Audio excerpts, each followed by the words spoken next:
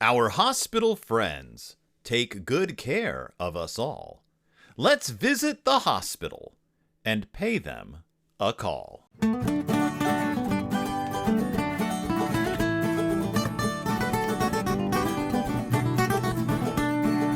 Welcome back to Deep in Bear Country, a Berenstain Bearcast. I am your host, Phil Gonzalez, and this week, honestly, guys, I was expecting to not even have an episode.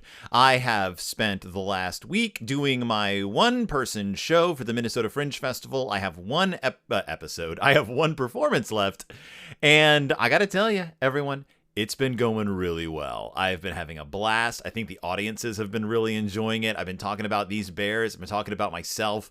I couldn't be happier. I've learned so much. I have experienced so much. It's been a wonderful thing. And so I just thought there's just absolutely no way I'm going to have the stamina or the time to get an episode in. But the next book I needed to cover was the Berenstain Bears Hospital Friends from 2015. And the crazy thing about this book is that this is, like, I believe the first book to come out after I started my shows. 2015, I had just started either recording or planning to record or had just released, I can't remember, but I was very aware that this book was coming out. They had posted a bunch of stuff about it on the Berenstain Bears blog.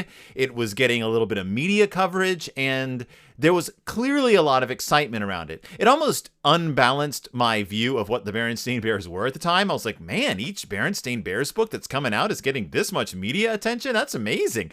Come to find out, that was not the case. But I knew this was a book with a lot of history behind it. I knew that this was a book they really wanted to capture the public's attention.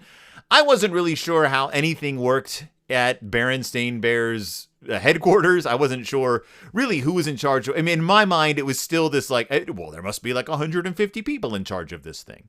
So as I got closer and closer to covering this book, I decided to reach out to Mike himself to find out what exactly was the story behind the Berenstain Bears Hospital Friends. And fortunately for me and for all of us, he decided, yeah, I'm just going to be on your show. I mean, he didn't say I'm going to be on your show. I asked him if he would be on the show, and he said he would be happy to put in an appearance. So, ladies and gentlemen, without further ado, here is the interview I conducted with Mr. Mike Berenstain himself about the Berenstain Bears Hospital. Oh, and before I jump into it, the plot is basically not. He points this out. There's no plot. Cousin Fred is in the hospital to get his tonsils removed, and the Bear family pays him a visit. Dr. Gert Grizzly shows up, and she takes them on a tour of the hospital, and they just sort of see where the children hang out, and they see, like the waiting rooms. They see like the sort of communal living area for the kids who are in the hospital, and that's it. It's sort of there to reassure children that the hospital exists. It's a place, it's professionally run, and if they ever go there someday, they'll be well taken care of by their hospital friends. So without further ado, here is my interview with Mike Berenstain, the author and illustrator of the Berenstain Bears Hospital Friends. Thank you so much for joining me. Well, thanks for asking me. This is a very special episode of the show because, for a lot of reasons, but this mostly for me because this is the first book, I believe, that was published after I started this show. Seems unlikely, doesn't it? It does seem unlikely. I never thought I'd lap myself like this. Yeah. Improbable situation. It is very much. Can you believe it's been like 8.5 years? Well, I believe it because you should know. But as I say, it seems like an unlikely outcome of your enterprise. It really does. I mean, I guess the Berenstain Bears have been going on for over 60 years, so it's nothing compared to that. Yeah, it's things conspire to make one feel very, very elderly. Yeah, and that's one of. Look, I'm 47 years old, and I already feel like the world has been conspiring to make me feel elderly. So yeah. I say yes with you for your progressing middle age. Yeah. Yeah. So the Berenstain Bears Hospital Friends is it's an incredible undertaking, and it got a lot of coverage like as it was being written. Well, that was part of the plan, and of course, it's Robert Burns, the best laid plans to Afghanis Glee or something. And certainly, there were a lot of plans, and some of them worked out, and some of them didn't. And I don't know to what extent you want to go into that, but it certainly was. It was an undertaking which was unusual in that it really was purely a do-gooder enterprise. It's not that I and my parents have never wanted to do good. It's just that there's usually been other motivations mixed in, whereas this one was just a pure article. Right? Well, let's talk about that. Like you said you didn't know how much I want to go into it, but of course I want to go into it. Okay. Uh, because it says on the Berenstain Bears blog that this is a book that your parents had been trying to get something of Yeah. this sort off the ground for a while. In fact, I was curious when you brought up the whole thing for an interview. I was curious, well, what is the history of it? Because I have vague memories. So I went back and looked in files, and I found files of proposals about like the Berenstain Bears go to the ER, going back to the 90s. Okay. And I found a manuscript I wrote about going in the hospital, it's like about 2000 or so. And I don't remember how many of them were submitted to publishers or not. Certainly some were. And it just the whole concept never got picked up on.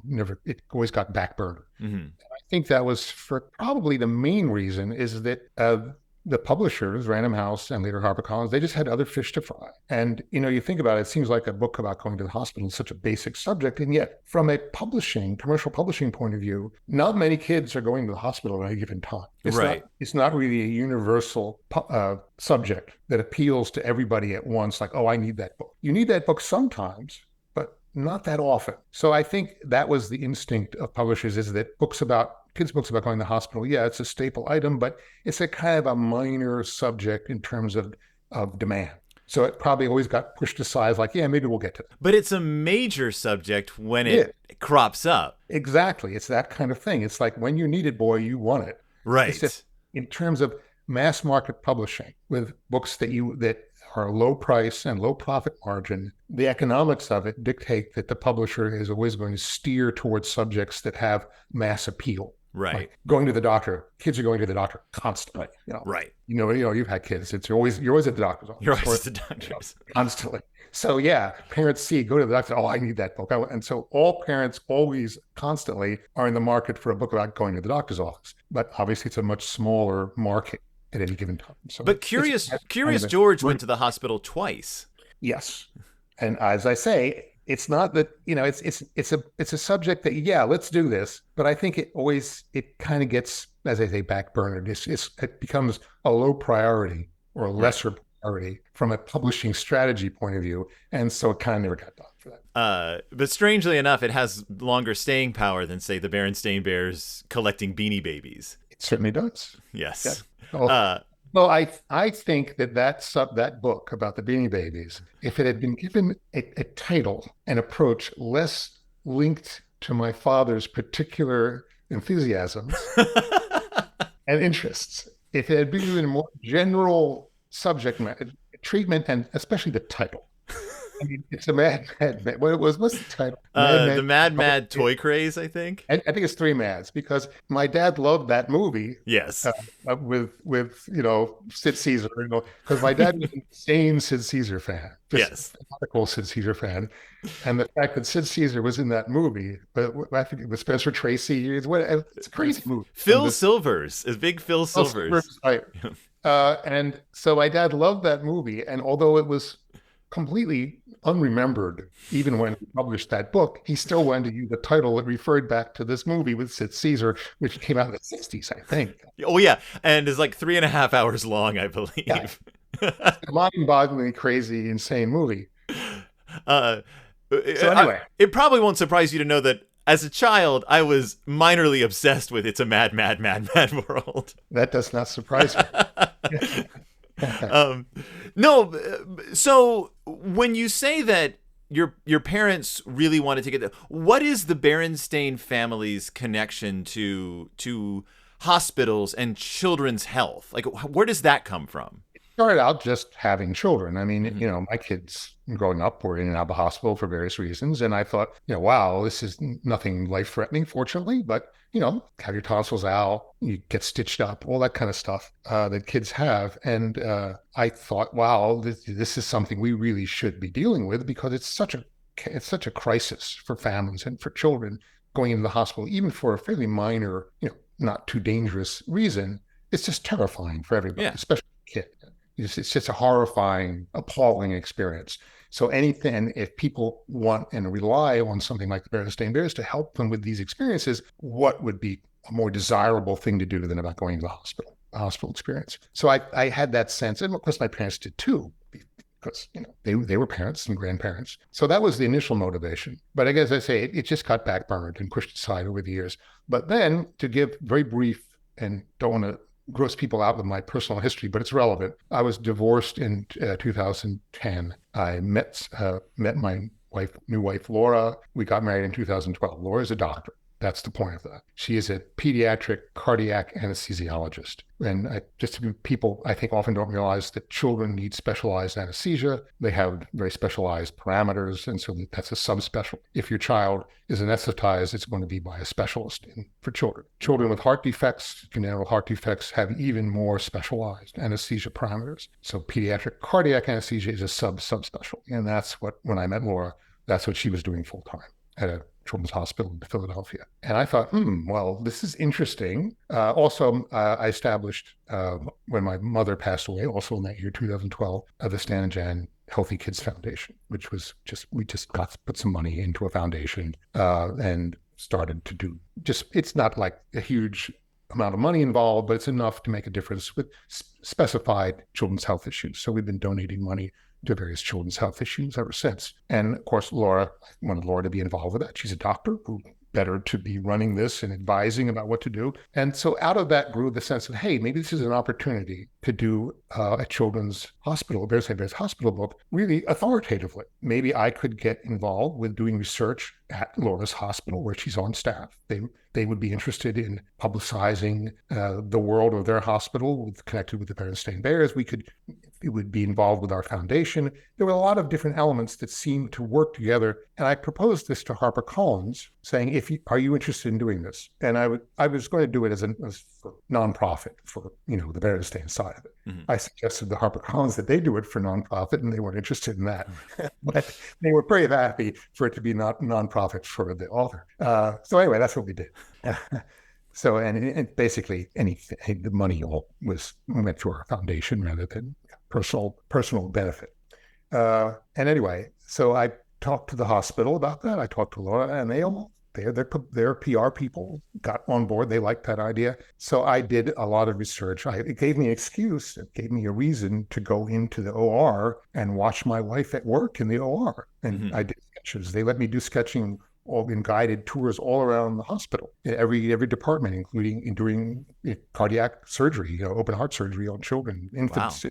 Hospital. So I did filled sketchbooks with this work. And, it was a great opportunity for me because normally they don't allow spouses in the OR. It's not like bring your spouse into work day. They just, you hear about it. So it was very interesting to see what she deals with every day, actually in the flesh, in live. So that was a great experience for me. And so the book was decided that we weren't going to do a book. I wanted it to be as general as possible. So it's a book about hospitals rather than specifically about one of the individual characters going into a hospital with a particular procedure. Mm-hmm. So we set it up, because obviously one thing that kids experience is going to a hospital visit, not just be sick or injured yourself. So I wanted to make it as broad as possible for any kind of child hospital experience. What happens if your grandmother's in the hospital, or your spouse, or your sibling? So that's the premise of the book. That's why it's called Hospital Friends. It's about learning about the people and the experience at the hospital. It's essentially a hospital. And because they go to visit Cousin Fred. He's having his tonsils out. So that's why they're there. But while they're there, Dr. Grizzly is attending, she's his GP. So she's in there visiting him. And she says to the Bear family, hey, while you're here, let's learn all about the hospitals. You kids should know all about hospitals. And so it goes into every department, radiology, physical therapy, and all the drawings and images of the bears doing things in the hospital are based on sketches I did of actual things in the hospital, kids and circumstances. So yeah, and a lot of those sketches were shown on the blog. And you can see that, like, if there's some kid doing some bear doing some particular thing, that's usually based on some sketch I did of an actual kid and staff doing things. So that was a fun thing to do. And it's interesting because the book is a guided tour of the hospital, and you were given a guided tour of like you were taken through the hospital to make the sketches as the Cubs were taken through the hospital. As the Cubs were taken through the hospital to learn about what's happening. The book is a little self-referential in the sense that you are essentially the Cubs in that situation. Yeah, basically, I'm looking at it through Brother and the Bear family's eyes. They're looking at it through my eyes, which is a unique thing in Bear. Right. How did the staff and the kids and everyone react to having an artist? But people love to have people draw pictures of them. Mm-hmm. It's universal. If you sketch people or sketch anything, people are obsessed and fascinated by it. It's just a universal experience. I was once, Laura and I she went to a medical conference in China, and I was sketching in the Winter Palace, and just crowds of people were gathered around me, watching me, taking selfies of themselves with me. Was it because you were a Berenstain? Was it because you were a Berenstain sketch artist, or just because you were a sketch artist? I was a sketch artist, and I was a very tall, Caucasian sketch artist in an environment where mostly it was native, local people. Right. Did the fact that you were drawing and sketching and very technical, like a lot of these are very technical drawings. That's very interesting for me to do. Yeah. Now, your father did very technical medical illustrations as well. Did you feel any sort of connection with him? I sure did. Yeah, it was very interesting. I thought about that a lot. And I don't know that I modeled my work on his, but obviously he and my mother trained me to draw. Right. In addition to my wonderful art teachers in art school, but they did the basics. So yeah, I referenced that mentally a lot. Yeah, I've always been fascinated by that part of his personal history, and it is fascinating. Yeah. And so looking at the sketches online and rereading this book, I was just sort of taken by this sort of long thread, this historical familial thread through just the history of the Berenstain Bears. Like, it just continues going on.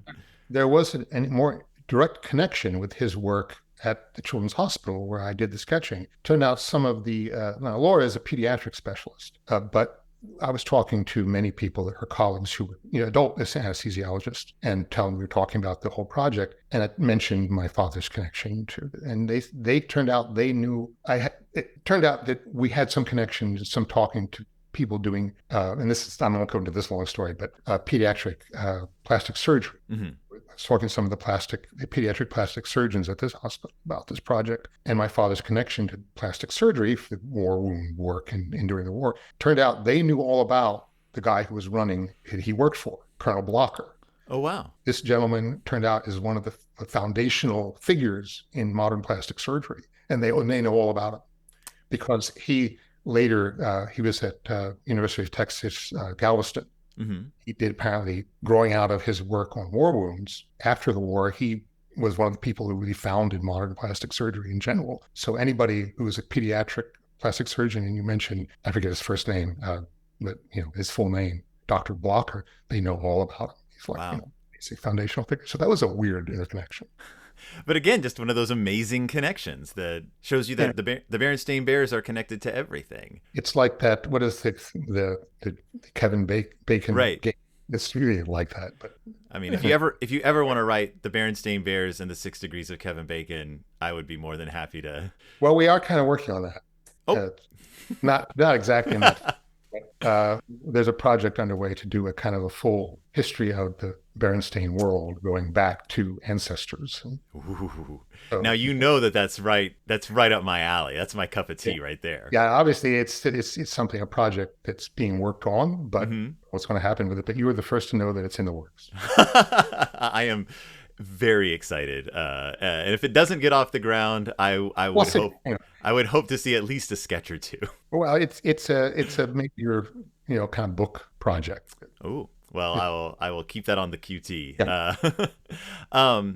So one of the things that I find very, very fascinating about this whole project is the way it connects to the books you're writing today, which is about the importance of just community connection, not only in bear country, but for kids in general. Like you are connected to your community through the jobs that people do, but also through this extended concept of when you care about someone, when you want to like when you care about somebody, it's more than just sitting and caring about them.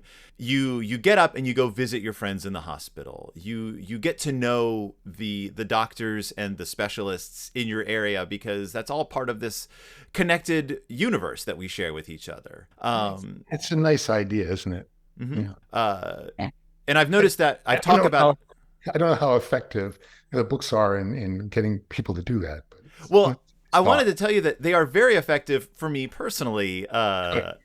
I currently am finishing up a one-person show at the Minnesota Fringe, and the crux of the entire thing rests on the lessons that I've learned in the last couple of years, simply from your Gifts of the Spirit series, and what a profound impact they've had on how I literally think about my connection to the world and my connection to the people in the world. And then reading this book and having a friend whose child is in the hospital right now, going through a lot of changes in their life. Yes, I mentioned that. I'm sorry to hear about that.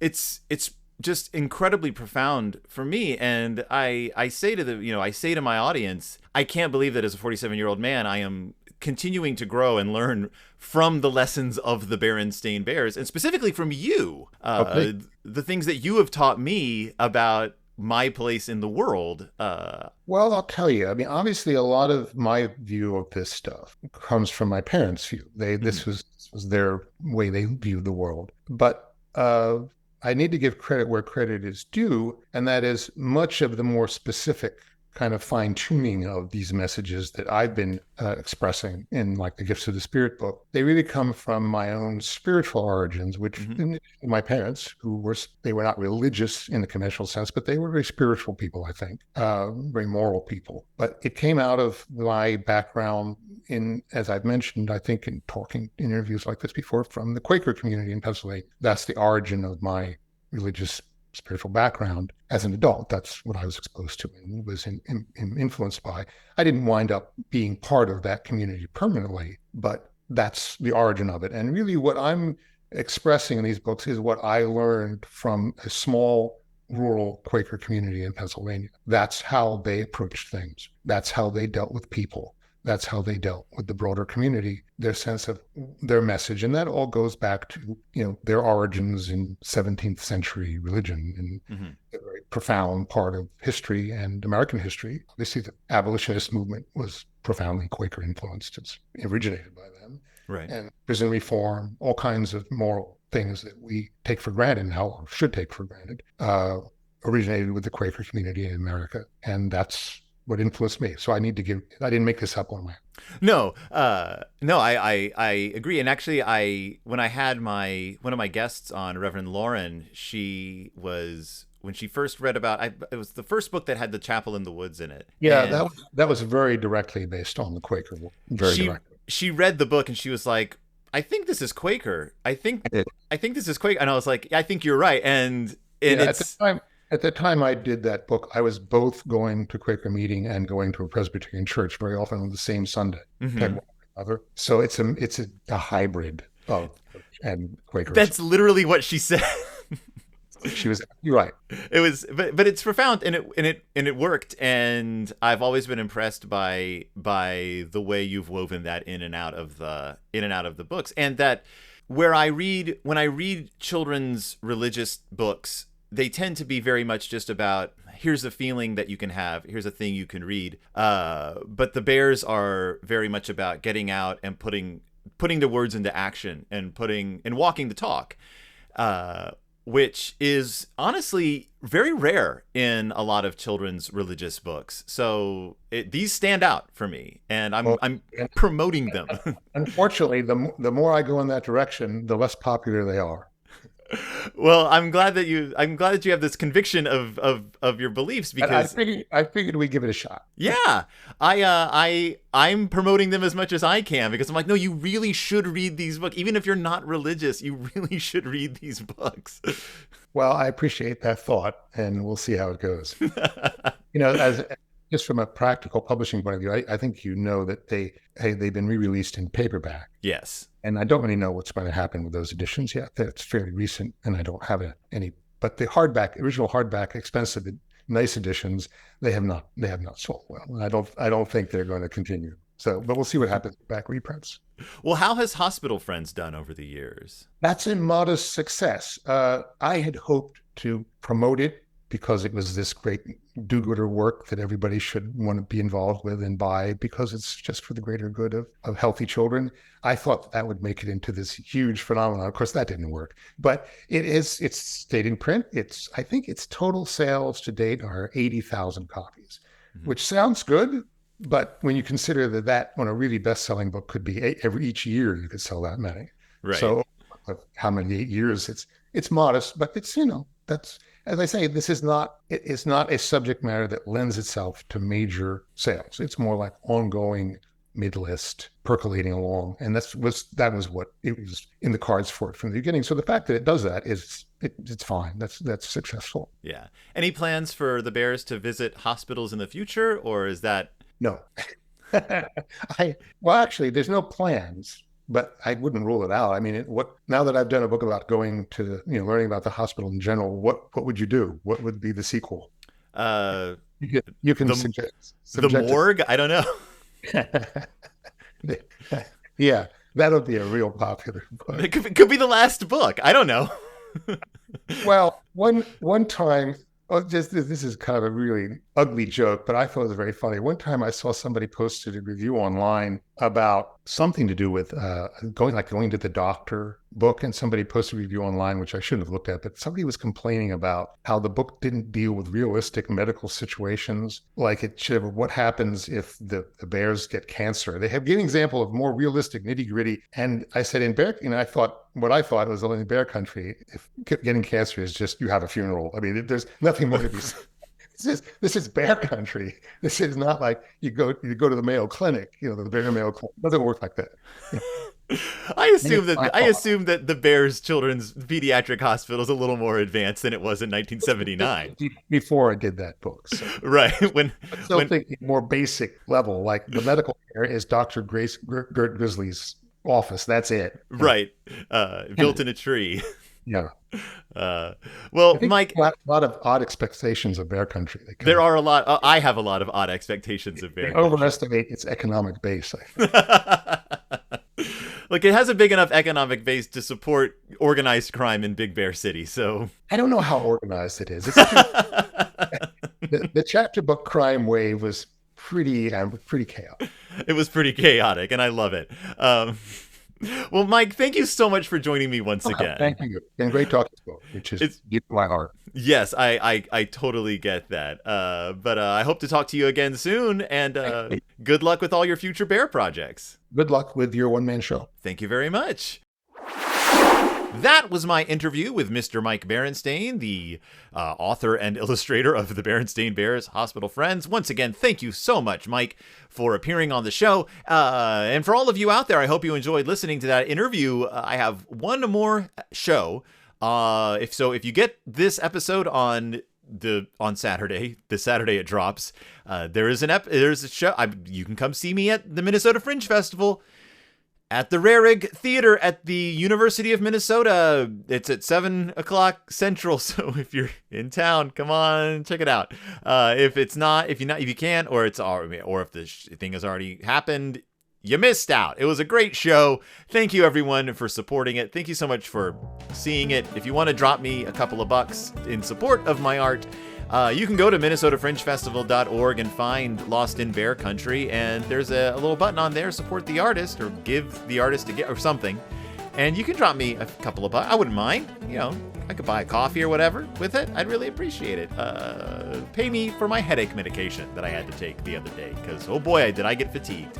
But otherwise, thank you so much for joining me. Thank you so much for listening. There will be far more episodes in the future, because this bear train is still chugging on those tracks.